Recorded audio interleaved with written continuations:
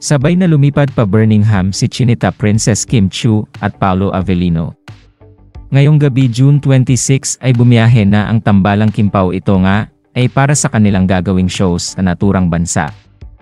Sa post ni MJ Felipe ay makikita na magkasama na ang dalawa.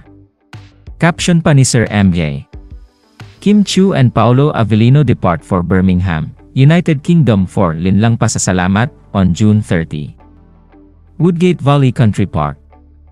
Agad naman na nagbigay ng safe flight message ang kanilang mga tagahanga. Bagay talaga ano bang magagawa nyo, bagay talaga sila. Have a safe flight mga mahal ko, Kimpao ko, kailangan nyo na talaga magpakasal kasi tumatanda na kayo Look yung mga face nyo dyan, parang may isang baby na kayo kahit i-zoom nyo pa. Safe flight lovebirds.